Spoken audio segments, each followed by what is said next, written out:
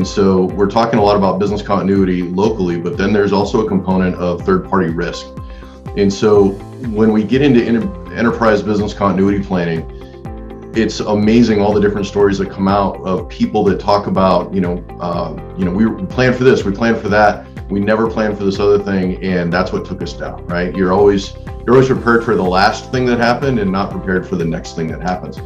And so what we do at Decision Point in working with ICA is we can go into an area, and what we'll do is perform a business impact analysis, help you understand your cost of downtime if you don't know it, and then get into all hazards planning. This is also something you can do yourself. And what is all hazards planning? So 20 years ago, you had a fire suppression plan, you had a flood plan, you had an earthquake plan, that sort of thing. If you can go to the next slide. Actually, go to the next slide after this, please. What actually all hazards planning is about understanding all of the pieces that interconnect and understanding what would happen if one of those pieces became unavailable for whatever reason. This is a really, really busy slide, but what it shows is how the employee connects all the way back to the backup job, and how when you understand how these things are connected, it can actually come right back to how much money are you going to lose if that becomes unavailable for whatever reason. And then it actually switches how people think, and they start to understand, oh, this component here, while we never worry about it because it's never failed, we didn't realize over time maybe we put all of our business process through it, and now it's very, very critical. And that's why a business impact analysis is very important. But also along with that, it's having a full suite of plans. If you can go back one slide, please. So this is the full suite of plans that we develop for the larger companies, Fortune 500s, that can put a full staff behind it. Any size company can benefit from any of these plans in a smaller size. In each graphic you see there, each box that you see there represents a different kind of plan. Some of it is multi-departmental. So in the sandworm attack, hey, we've lost power to the entire building, or maybe our whole campus of buildings. That's going to be something that affects all of your departments, and you'll have to bring everybody together to figure out how to get around that. Or it could be something that just affects shipping.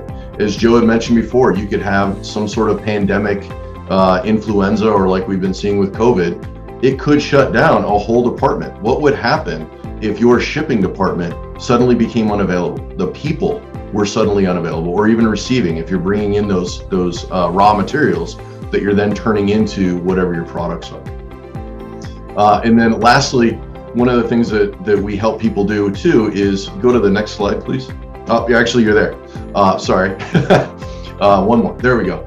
Is how to exercise those plans. So once you think you've got a good understanding of it, actually going through and exercising and really understanding, this is a generic data center recovery exercise that lasts 72 hours. And every exercise is a little bit different, but really working on those assumptions. What would happen if you told all your staff, don't come to work tomorrow, but write down everything you would need to have at home? Now, we've already figured that all out because of COVID, but understanding what your assumptions are is really important. I was at a large Blue Cross facility, and they didn't put any stock into having a lockout plan. What do we do if we have to evacuate the building? Well, about 6 months after the executives decided they wouldn't need that, the family courthouse that was right next door suddenly had a bomb threat. And the sheriffs came in and said, everybody has to evacuate the building. There wasn't anything that happened in our building, and it wasn't anything that we did. It was a third party, it was something outside, it was an environmental risk, and suddenly all business stopped. What are you going to do in that situation? The assumption was we would never have to close the building. But when you're talking about manufacturing, you're talking about those controls, understanding your environment and knowing what is in that is such a critical thing. And